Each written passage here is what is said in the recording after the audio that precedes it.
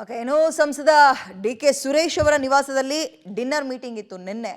ಡಿ.ಸಿ.ಎಂ ನೇತೃತ್ವದಲ್ಲಿ ಆಯೋಜನೆಯಾಗಿದ್ದಂತಹ dinner meeting ಇದು. CM Siddaramaiah, ಡಿ.ಸಿ.ಎಂ DK. Shivakumar ಈ ಒಂದು ಡಿನ್ನರ್ ಮೀಟಿಂಗ್ನಲ್ಲಿ ಭಾಗಿಯಾಗಿದ್ದರು. ಲೋಕಸಭಾ ಚುನಾವಣಾ ಫಲಿತಾಂಶದ ಆಗು ಹೋಗುಗಳ ಬಗ್ಗೆ ಚರ್ಚೆಯಾಗಿದೆ. ಇನ್ನು ಸಚಿವರ ಜೊತೆ ಸಮಾಲೋಚನೆಯನ್ನು ಕೂಡ ಈ ಸಂದರ್ಭದಲ್ಲಿ ನಡೆಸಿದ್ದಾರೆ.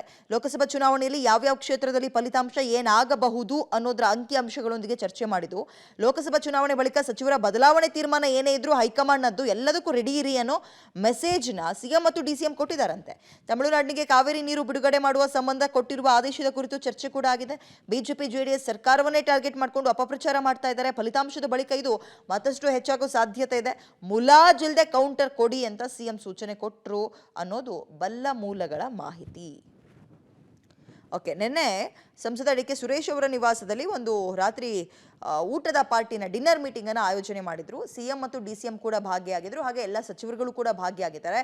ಒಂದೇನಪ್ಪ ಅಂದ್ರೆ ಕತ್ತಿನ ಮೇಲೆ ತೂಗುಗತ್ತಿ ನೇತಾಡ್ತಾ ಇತ್ತು ತಲೆ ಮೇಲೆ ಅನ್ನೋ ರೀತಿಯಲ್ಲಿ ರಿಸಲ್ಟ್ ಬಂದ ಮೇಲೆ ಯಾರ ಮಿನಿಸ್ಟರ್ಗಿರಿ ಕೂಡ ಬೇಕಾದರೂ ಹೋಗ್ಬೋದು, ಬದಲಾಗ್ಬೋದು, ಎಲ್ಲದಕ್ಕೂ ರೆಡಿ ಇರಿ ಏನೋ ಮೆಸೇಜನ್ನು ಕೊಟ್ಟಿದ್ದಾರಂತೆ. ಅದೇ ರೀತಿಯಾಗಿ ಈಗ ಬಿಜೆಪಿ ಮತ್ತು ಜೆಡಿಎಸ್ ಎರಡೂ ಕೂಡ ಮೈತ್ರಿಯಾಗಿ ಸರ್ಕಾರದ ವಿರುದ್ಧ ಚಿಕ್ಕ ಪುಟ್ಟ ವಿಚಾರಗಳನ್ನು ಬಿಡದೆ ಟೀಕೆಯನ್ನು ಮಾಡ್ತಾ ಇದ್ದಾರಲ್ಲ, ಅಪಪ್ರಚಾರ ಮಾಡ್ತಾ ಇದ್ದಾರಲ್ಲ, ಅದು ನಾವು ಕೂಡ ವಾಪಸ್ ಟಾಂಗ್ ಕೊಡೋದು ಹೇಗೆ ಅನ್ನೋದಕ್ಕೂ ರೆಡಿ ಆಗಿರಬೇಕು.